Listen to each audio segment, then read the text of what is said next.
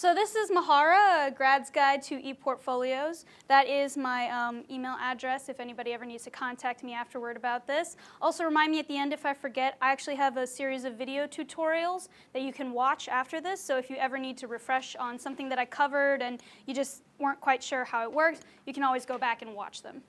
What is a portfolio then? It's a collection of your best stuff. It's like the showcase of everything you want to show off to potential employers or as a teacher, and that is actually the definition. Good job. So then what is an ePortfolio? An ePortfolio takes it a step further. According to Barrett, it is using electronic technologies as the container, allowing students and teachers to collect and organize portfolio artifacts in many media types. So we've basically taken the older style of the portfolio, which for artists is a really big folder, or for perhaps nursing students is a really thick binder. I've seen the stacks of them. It is not pretty.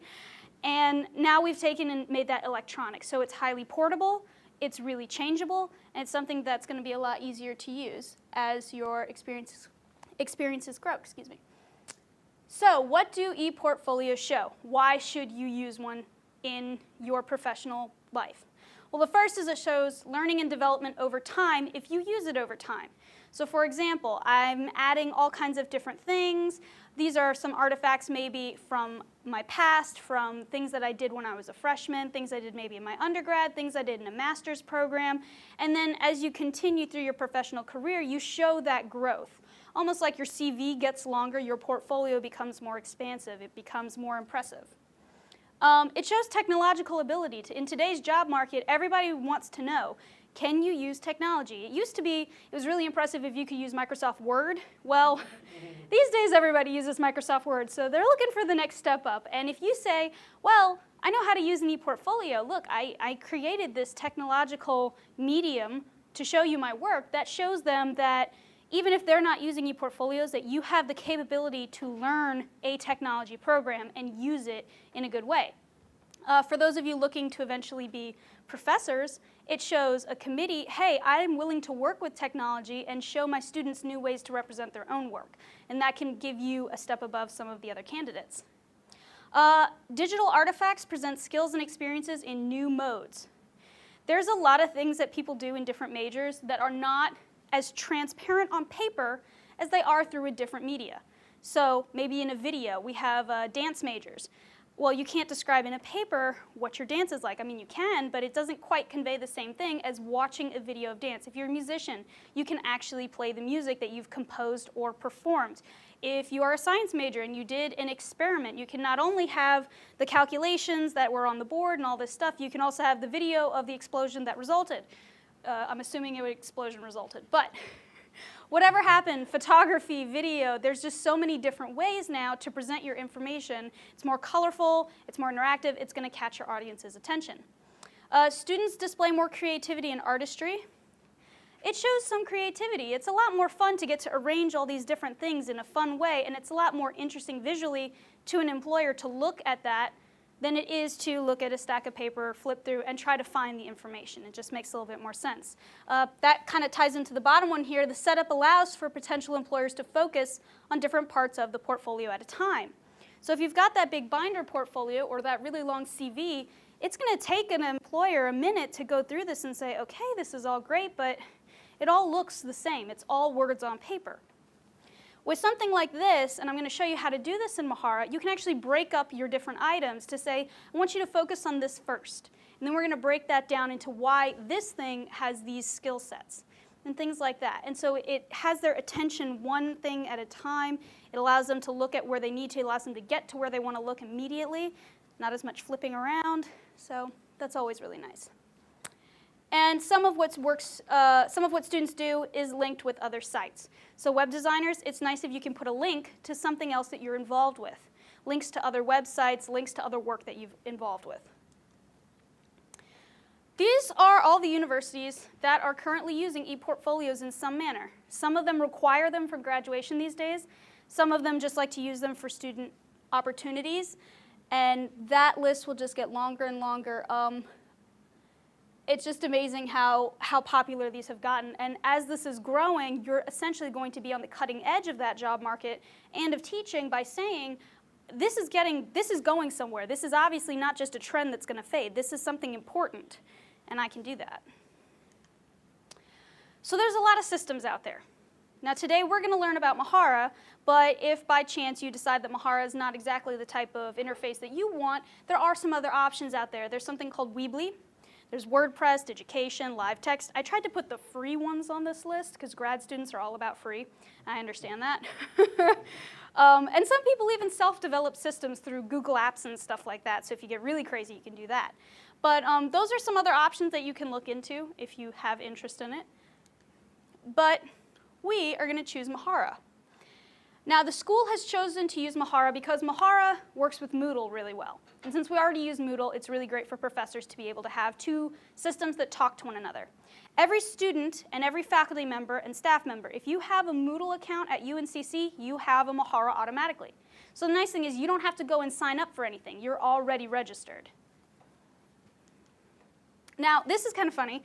Mahara actually was developed in New Zealand, so if you ever notice wording kind of weird or times kind of weird, it's because it came out of New Zealand. They say things a little differently. The little green icon they have is actually based off of this guy, the Hey Tiki, who tilts his head to the side. He's really funny. It's a little good luck symbol. And in the Maori word, Mahara means to think. So that's kind of why they chose that word for them. All right, so those of you with electronic devices with you, laptops, iPads, whatever, if you want to go ahead and log into Moodle with me, those of you who have notebooks, if you want to just follow along and write down anything that occurs to you, again, I've got those video resources for you later, so if you want to follow along on two screens, you can. So I'm going to sign in real quick. And once you get into Moodle 2, you'll notice down here on the left-hand side is a link called Mahara at UNC Charlotte. And I'd like you to click that. And it will take you to your Mahara account. So Mahara is split into what we call tabs. And those tabs at the top are dashboard, content, portfolio, and groups. And those big green tabs are your navigation through the system. And I'm going to go by tab. We're going to definitely cover content and portfolio today. If we have time to get to groups, we'll do that. But if not, groups has to do with when you create groups in Mahara with other people to share your portfolios and to work together on portfolios. And if you have interest in that, I'd be glad to tell you about it. Or you can watch the video that I made on that. It's pretty easy. So I think someone is going to slide on in. So the first thing is the dashboard. And this is kind of like your home page. It's not the actual portfolio itself, I should mention. The thing about Mahara is it was created in a way that you can make multiple portfolios in the same account. So if you have a double major, you can do your education stuff on one and your science stuff on another. Or you can do your work at your assistantship, which may not match your degree, as me, and you can do your degree stuff in another one. Or you can link them together. There's a lot of different options. So just keep in mind that we are going to create portfolios, but not everything that you see is the portfolio. That's something I usually have to clarify to students because this is just for you to navigate through. So the content tab is our archive. This is where everything we're going to use in our portfolio has to live. And the reason it has to live here is Mahara has to have a place to call it from, to call the information. So we're going to upload Word files, pictures, videos, any document that you want to use that doesn't live on the internet like YouTube does is going to go in this area. So this is the archive. Pretend that your portfolio is kind of like a museum. This is the basement of the museum where all the cool stuff is hiding. And then we have to choose what we want to make for the displays. Make sense? Yep. Okay, cool. So the profile information, your name is automatically set. That's because we didn't want anyone changing their name to Mr. Bubbles, because you just know some undergrad would. If you have a nickname you like because you don't like your legal name, a lot of people do that, the display name is a place where you can put a different name. Once again, this is professional. I don't encourage things like Mr. Bubbles, unless that is actually your name, in which case I don't mean offense. If you have a picture in Moodle, it'll import into Mahara. There are ways to put different profile pictures. I encourage putting one up. It's nice when people know what you look like. There's some contact information you can upload, things like where you live, website addresses, emails, phone. This is important information if you're using this for a potential employer.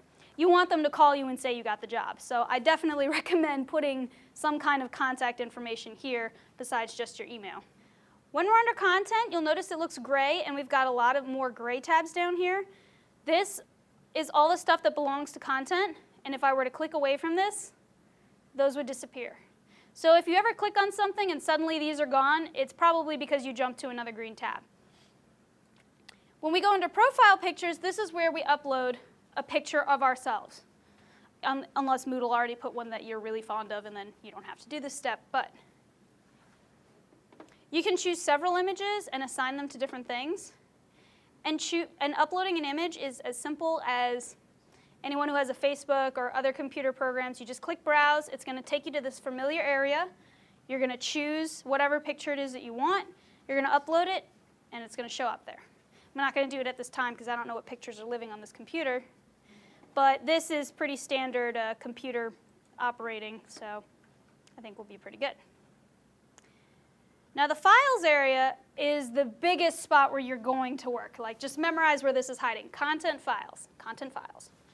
This is where most of your files are going to live. Anything that you're uploading in terms of Word documents and PowerPoints and all of that is going to live in this files area. Now, you've noticed probably there's a little quota bar on the side here. Don't worry too much about that little guy. Unless you're uploading a lot of homemade videos and really, really, really big pictures, like some architecture students like to do, you're probably not going to hit that limit. If you do get close to that limit, don't panic. We can actually set it higher. That's just the default that we've set for right now for all students. If you find yourself needing more space, if you're one of those people who just has a lot of stuff to share with the world, you can call the CTL and we will work with you on that. So uploading files, once again, we're going to be using that Browse button. And you can actually choose more than one file at a time. You can choose files from the computer, from a USB, the same as when you upload anything to anything through a computer. It's just a very standard window. So when you upload files, they're going to show up down here with little icons next to them.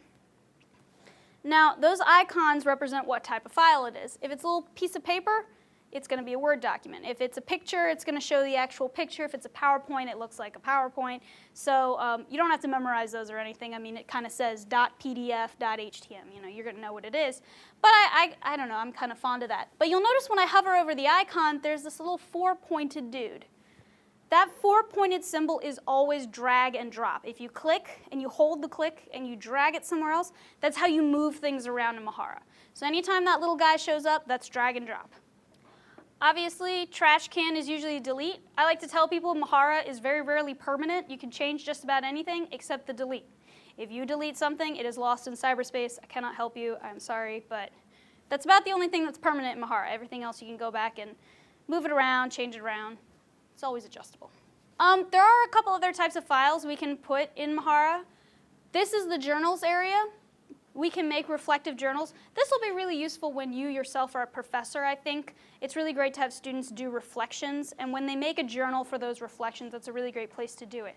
Like if you were to be writing a paper and you said, okay, I want my students to reflect on each step of the writing process, then they could do that in a place like this and then put it in their portfolio. If you find a use for this in your professional realm, if you're reflecting on your own work, this is absolutely a great place to do it. I like that with your reflections, you can actually attach files to it. So if you're reflecting on the Mona Lisa, you can put a picture of the Mona Lisa so that everyone knows what you're talking about. In case they don't, I don't know. Some people may not have seen the Mona Lisa. It could happen. There's also a resume builder in here, and I definitely recommend filling this out, and I'll tell you why. There are two ways to put a resume on Mahara. The first being your traditional Word document, which absolutely should be on there. That is something companies like and they are never going to grow out of. They want that piece of paper in their hand. I tell this to students all the time. However, the good thing about the resume in Mahara is that it's immediately visual. It's actually going to appear on the page. Word documents have to be opened up. Something that's like this, that's visually on the page, doesn't ever have to be opened. It's already there. And I'm going to show you what that looks like when we look at an example portfolio. But I also love the resume builder for if you ever teach freshmen. Freshmen are very scared by the idea of a resume. A lot of them don't know what they're doing. It's very intimidating to them. Think about the first time you had to write a CV. It's kind of intimidating. Like, what do I do? What do I put on there? I don't know. So this kind of prompts that information, and it's kind of a first step. It also organizes it really nicely on your portfolio. So I always recommend doing both. Do this and have the Word document so that the employer can see this firsthand, but they can also print out that other one for their file or whatever they want. That's just my recommendation. And it's just going to prompt very basic information. What's your education? What are your achievements? What are your goals? What are your interests? Stuff that would typically go on a resume. The plans area is kind of like a checklist. Again, this is a good kind of thing when you're teaching to give to students like, hey, this is the checklist of everything you have to do to complete your project and the due dates. But it's also something you can put on your own portfolio, either as a checklist for yourself just to use, or also to show employers motivation. For example, Mike has a checklist on his portfolio that says how he wants to learn to fly within a certain number of years, how he wants to climb Mount Everest in another number of years. I have that I want to learn another language at some point, and you put little due dates for yourself. And it kind of is something to remind you of what you want to do in your life, and it's kind of nice to just show different goals. I really like it for projects. I did it for my own research paper because I was like, there's so much I have to do. I'm never going to keep this all in my head. So I made a list, and I'm going to show you what it looks like. And it's kind of nice to see, oh, these were all the steps to this thing I did, and look, they're all checked off. I'm awesome. Portfolios are all about you are awesome. That's the theme of every portfolio. So there's two ways to make a portfolio. You can do it by pages, or you can do it by collections. The difference between the two is really how much stuff do you have to show off. If what you have fits in one page, awesome, that's fine. If what you have is going so far down the page that you have what we call scroll of death. Have you ever been on Wikipedia and you just can't find the bottom of that stinking page and it drives you crazy? You don't want that on a portfolio because you're going to bore your audience. Your audience is going to be like, okay, awesome, sweet, whatever. All right, why is this not ending? That's when we can break it up into several pages, and that's that focus one at a time. Like, first I'm focusing on all of the things you did as an undergrad. Cool. Now I'm focusing on everything you did in your master's. Sweet. Now I'm focusing on what you did as a TA. Though you can break up that information, it's good to process one thing at a time. So I'm going to show you a collection that I made about my UNCC experiences. And this is what a collection looks like. The collection is called UNCC. And these tabs are all of the pages that I have ever made that live in this collection, that they have been told you are now brothers and sisters, you must live together nicely. This one is dedicated to my work at the CTL. It's got some videos, it's got some lists of project stuff that I do, it's got some information, some business stuff. I also created a template for professors to use. I call this the first assignment. This is the first assignment I believe every Mahara user should have. You have to go make a page that looks like this with a picture and a video and some stuff. And when students do this as their first assignment in Mahara, it helps them use the program, learn the basic steps, and it gets them going on it. And that's something that I can show employers, like, look, I can make a template. I can make something that other professors can use. Here are those video tutorials. I'm going to show you where to find them later. I made all these videos. That's something I can show an employer. Like, I made videos. I can teach something without being in front of them. That's okay.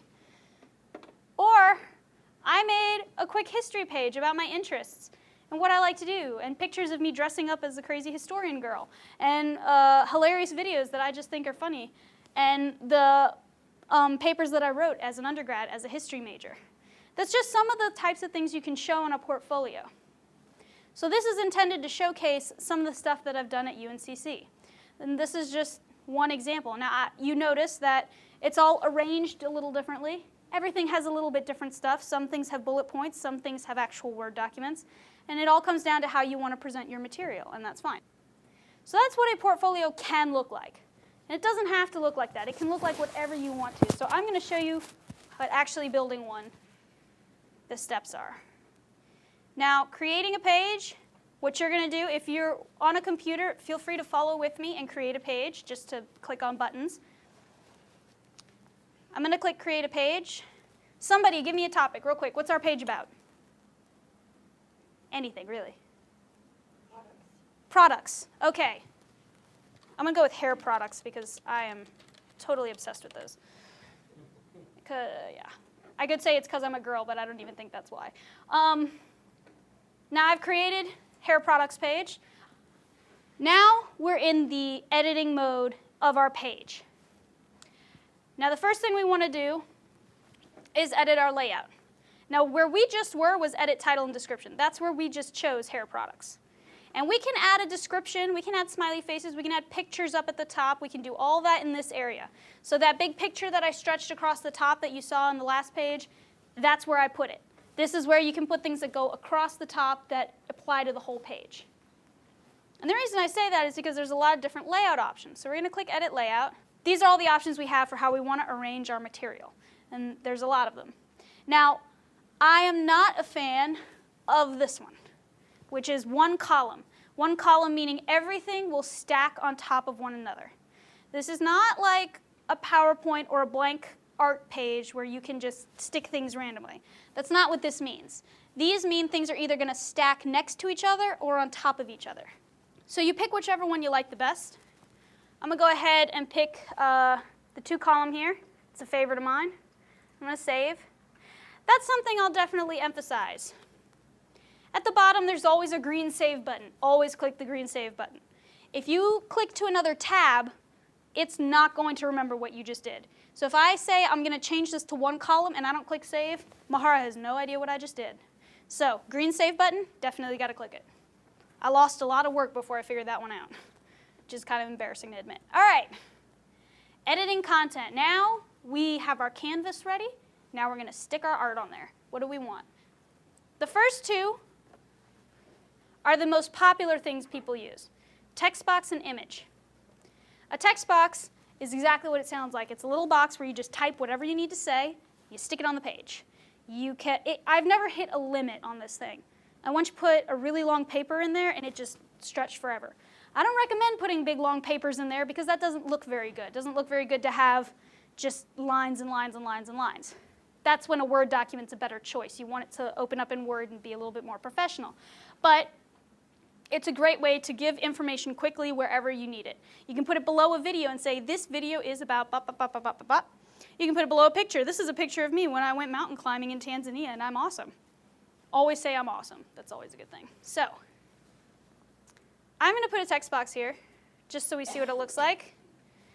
You can always change the title of it. It's going to call itself text box. I don't want it to say that. We're going to say hairspray, because this is our hair products page, and we can. Hairspray should be non-alcoholic, because I'm a nature nut and I don't like that. Let's click Save. Da-doom. Now, I can change that at any time. If I say, this isn't working for me, I meant to put more in there, that little gear button is Configure. You can always just click that gear button. It'll take you right back and say, okay, what do you want to fix? And you just change whatever you want. The trash can is always delete. Once again, if you delete something, I cannot help you. You have to put it back. Rescuing from cyberspace is not a skill I can boast about. Image is the other most popular thing. I'm going to drop this. Now you'll notice, what does this look like? What is this? Have we seen this before? Content. It was in content. This is our files area. This is why you have to upload files, because this is where it's going to find them. Now, let's say I forgot to upload my picture. I don't want to go back to content and have to do that. We can actually browse from this page. So you don't have to go back to content and upload whatever. You can do it from here. That's fine. Also, I used to have a lot more files listed here. Why? Where's the rest of them? Where'd they go? They are not images. Very good. Mahara is very specific. If you grab the image block and you say, I'm going to put an image here, you're only going to be allowed to pick an image. So if you ever see that you can't find your file and you're like, why isn't it here? Chances are you've picked the wrong type of block. So just keep that in mind. Only images. These don't have select next to them because these are actually folders. But if I go into my images folder, there's a few more I can pick. And we're going to pick a picture of a koala because koalas are cute, and I can. All right. The picture will automatically fit itself to whatever column you tell it to live in. There are technically ways to stretch them and make them all kinds of crazy sizes. If you really want to play with that kind of artistry, have fun. Personally, I think it's cleaner to just let it fit itself. Now, if it was a really tiny image, it might be smaller than the column. But if it's a huge image, it's going to just try to squish itself in there. Same with YouTube videos, which I'll show you how to do later. All right. Here are some of the things that we can put. And again, these are all very specific. Files to download literally means, hello, thank you, that we're going to pick files for people to open on the computer. So if it's a Word document, it's going to open in Word. If it's a picture, it's not going to show the picture. It's going to open in whatever picture software you have. If it's a PowerPoint, PowerPoint is going to open up. So these are literally files that they're going to open in the program that they are designated to. Now, if I click the name of some of these, it's going to do exactly that. If I click this, it's going to open it. You have to click the Select button to actually pick something. I can't tell you how many times I clicked on these and was like, why is it not adding anything? I don't understand. And then I figured out what I was doing. So, Select button, very important.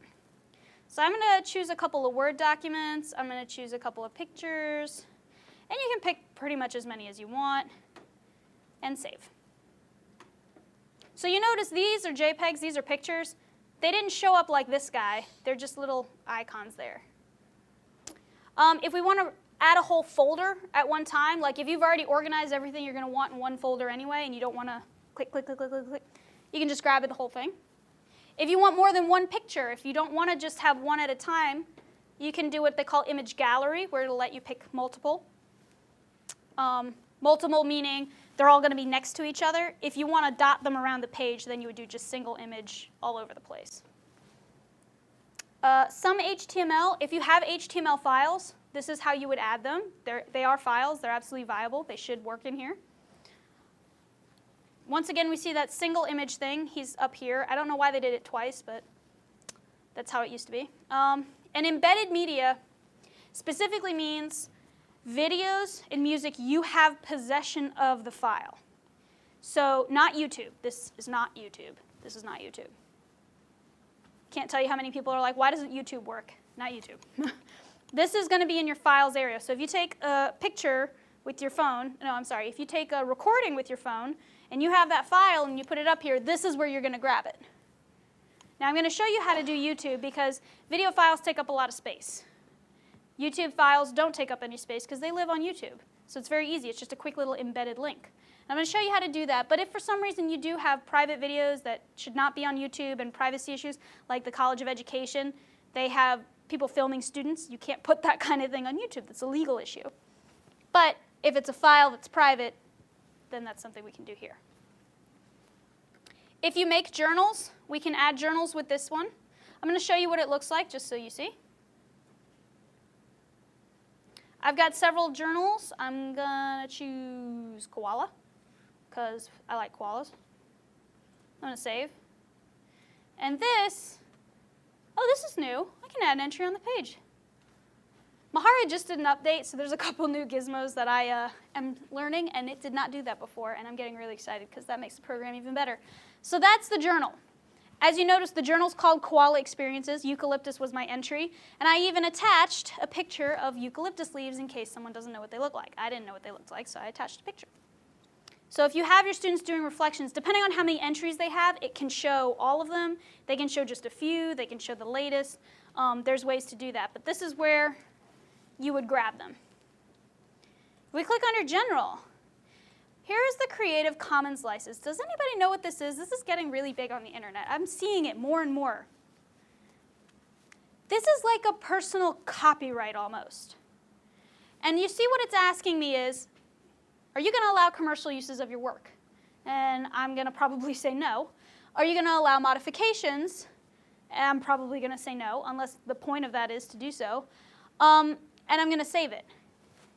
Now what it's going to do is it is a little sign, like a little copyright on my page that says, hi, this is Jessica's, and she doesn't share. She failed it in kindergarten, you can't have it, and this says so. This is now, this is not going to physically stop anyone from stealing your stuff, and that's an academic integrity question, that people shouldn't steal each other's stuff. However, this is a legal way for you to say, hi, yeah, you weren't supposed to have that. I said so. Look, it's right there. So if you have things that concern you, this is I'm seeing this more and more on the internet, especially with artists who don't want their pictures copied, things like that. This is showing up a lot. There's a navigation block. A lot of people ask me, is there a way to put a collection in a collection? But unfortunately, there's not. Collections can only be pages that live together. However, this is a navigation. It's like a link to another collection that I made. So if I've got a little thing that says, I've got another collection. It's not really relevant, but if you want to go see it, here's a link to my SLU collection, which was my undergrad, and you can go look at my teaching stuff over there, because I was an educator for a time. The plans list, once again, that's, whoop, I didn't make any tasks on that one. Okay, let's try a different one. This is what it looks like. It can be for whatever project you've done. It can be a current list that you're still working on, and you put due dates on it, and when it's completed, you get a little check mark. And if you pass the due date without doing it, then it turns bright red and says, hi, you need to do that. We've got the text box again. Recent forum posts, it means forums that exist in Mahara, which you probably, if you're in a group, there's a forum, but if you're not in a group, you're not going to be able to use this. All right, personal info. This is where we choose resume, profile information. I'm going to pop a resume field on here so we see what it looks like. I'm going to say education history, and I'm going to save. And that's nice and neat. They can see my education history right there, and below it I'd probably put my Word document resume, and they'd say, oh, this is where she studied, this is what she's done. And there's the Word document of the full resume, and I'm going to open that and print it out for her file, and this looks pretty good. But the difference between this and the Word file is, again, this is immediate. Word file has to be open. Somebody has to want to click it. Contact information, it's going to ask you what you want on there. So if you don't want all the contact information, that's fine. I'm going to put my business phone because I like phone calls. Once again, contact information you should probably put on there because you want them to call and say you've got the job. Always a good thing. External, the last thing we're going to cover is how we get YouTube. YouTube is the favorite. You can technically pick external feeds or Google Apps too. So if you've got Google Books you want to put up there, or Google Calendars, I think it also allows Google Documents. You can grab those. The external feed is talking about RSS feeds. So things like CNN has a free RSS feed, which pops up latest headlines. And you can actually embed that here. And if you're a journalism major, you could see all the latest headlines. They even have a student one, which is pretty cool. So external media, media being video and music, this is where we're going to find YouTube. Now, these icons are all the different websites that we can actually pull videos from. So if you put a link up in that box that doesn't belong to one of these websites, it's not going to work. It has to do with what Mahara has a contract with. That being said, that's a lot of video sites. I highly doubt you're going to have one that doesn't exist on one of these. We're going to go to YouTube. I'm going to just click the little YouTube button. Hairstyle. What's that crazy one that people do? There we go. That's adorable. I want that one. I'm not going to play it, though. It's okay. The sewer. Okay. Now, we've chosen our video. This is the video we're going to use. The URL is up at the top. So we're going to go ahead and copy this. And we're just going to paste it in this little box here. And that's all we have to do. Width and height, leave them at 0, and it'll automatically fit itself. If you start messing with those numbers, they have to be very, very specific dimensions, like point blah, blah, blah. And if you don't have them memorized, you're going to break your link. I don't have them memorized, so I just leave it at 0 and let it take care of itself. Save. And the video is automatically embedded. We call this embedded because what it means is it's not just a link to go somewhere else. You can actually see it here, but this is a YouTube. As long as someone has internet and this video exists, they can see it. Now, if you do want to link to another website, there is a way to do that. we're just going to grab the text box. We're going to go to the bottom here and stick it in there. Any link you drop in the text box becomes automatically functional. So as long as it's a functional link, it'll work. And then people just, including a YouTube link. I mean, that's if you don't want the video to actually be on the page for some reason. So I'm going to drop it in here just to show you. Hello. Thank you. And you can even attach documents in there. So the difference is this, I can see, this, I have to click on. But you notice it's completely functional.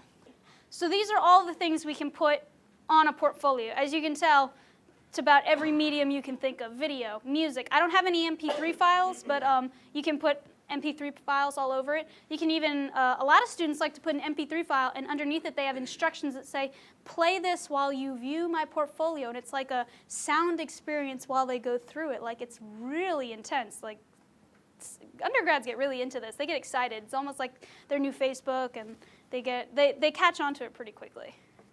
We've made our portfolio. We have to share it with the world. If we can't share it with the world, what is the entire point of this? There are 3 ways to share. First, with someone who actually uses Mahara.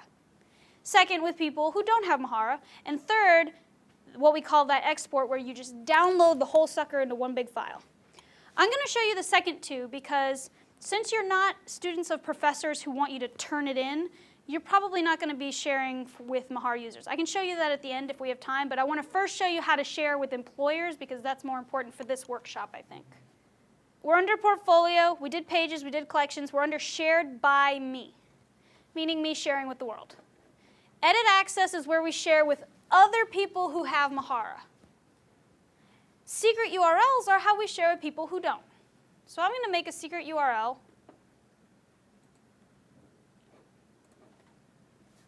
That URL I can send to any person. As long as they have an internet connection, they can see my portfolio. That is what you will send to a potential employer.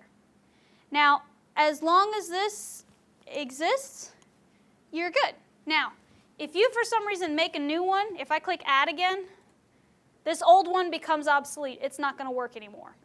So we'll probably have to delete it. So make sure once you make one that you just stick with this one. Now, it's always going to show the latest and the greatest of your Mahara. It's not static. It's going to update as you update your portfolio. So if you go and you make changes and you sent this to some guy last week, that's fine. He's going to see still the latest changes. I believe we tested that and that's what it did, yes? Okay, good. So if you notice that it's